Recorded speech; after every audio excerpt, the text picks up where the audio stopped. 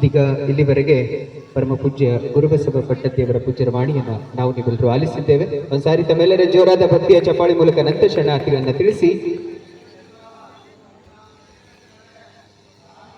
ಇದೀಗ ವೇದಿಕೆಗೆ ನಮ್ಮ ಸಾಕ್ಷಿ ಹನುಮಂತರಾವ್ ಮಾನೆಯವರು ವೇದಿಕೆ ಬರಬೇಕಾಗಿ ವಿನಂತಿಸ್ತೇನೆ. ಇವತ್ತು ಮೊನ್ನೆ ರಿಸಲ್ಟ್ ಬಂತು, ಅದರಲ್ಲಿ ಇವತ್ತು ನಿನ್ನೆ ರಿಸಲ್ಟ್ ಬಂದಾಗ ನಾವು ನೋಡಿದ್ವಿ, ನಮ್ಮ ಗುರುಕುಲದ ವಿದ್ಯಾರ್ಥಿನಿ ಇಡೀ ಜಿಲ್ಲೆಗೆ ಪ್ರಥಮ ಸ್ಥಾನವನ್ನ ಪಡೆದಿದ್ದಾರೆ.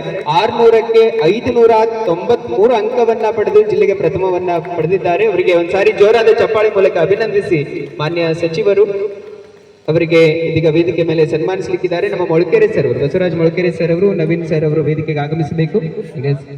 ಮೋಹನ್ ರೆಡ್ಡಿ ಸರ್ ಅವರು, ಆಡಳಿತ ಅಧಿಕಾರಿಗಳು ಮೋಹನ್ ರೆಡ್ಡಿ ಸರ್, ಪ್ರಾಚಾರ್ಯರಾದಂಥ ನಮ್ಮ ಬಸವರಾಜ್ ಮೊಳಕೆರೆ ಸರ್, ನಾವು ಕೂಡ ವೇದಿಕೆ ಬರಬೇಕಾಗಿ ಕೇಳ್ಕೊಳ್ತೇನೆ. ಈಗ ಸಾಕ್ಷಿಯವರಿಗೆ ಪೂರ್ವ ಪೂಜ್ಯರ ಸಾನ್ನಿಧ್ಯದಲ್ಲಿ ಸನ್ಮಾನ್ಯ ಸಚಿವರು ಎಲ್ಲ ಅತಿಥಿಗಳನ್ನು ಸೇರಿ ಅವರಿಗೆ ಸನ್ಮಾನಿಸಲಿಕ್ಕಿದ್ದಾರೆ.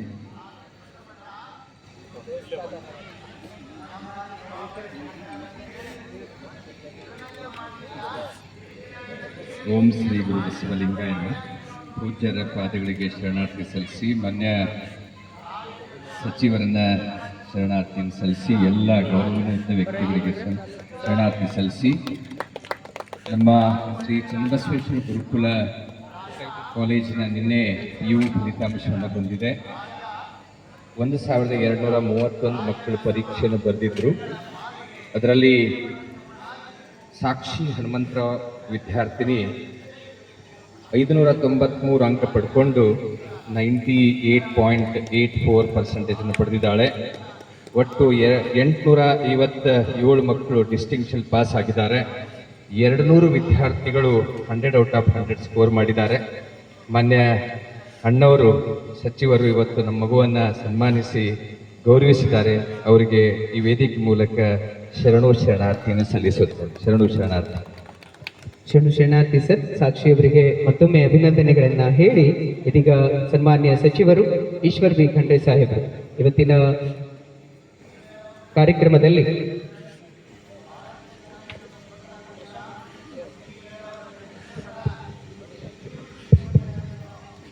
ನಮ್ಮ ಬಸವರಾಜ್ ಮೊಳಕೆರೆಯವರು ಡೇ ಆ್ಯಂಡ್ ನೈಟ್ ಅಂತಾರಲ್ಲ, 24x7 ಆ ರೀತಿ ಕೆಲಸ ಮಾಡಿ ಇಡೀ ನಮ್ಮ ರಾಜ್ಯದಲ್ಲಿನೇ ಗುರುಕುಲ ಒಂದು ಮಾದರಿ ಅಂತ ಹೇಳಿಕೆ ಆಗ್ಲಿಕ್ಕೆ ಬಹಳ ಪರಿಶ್ರಮ ಮುಖ್ಯ ಕಾರಣ.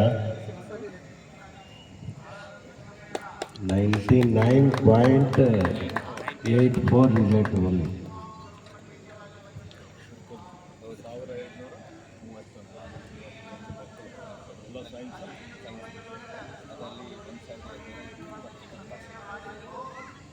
ಮತ್ತೊಮ್ಮೆ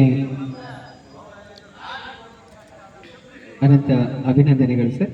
ಇನ್ನು ಮುಂದೆ ಕಾರ್ಯಕ್ರಮದ ವೇದಿಕೆ ಮೇಲೆ ಉದ್ಘಾಟನೆಯನ್ನ ನೆರವೇರಿಸಿರುವಂತ ಮಾನ್ಯ ಸಚಿವರು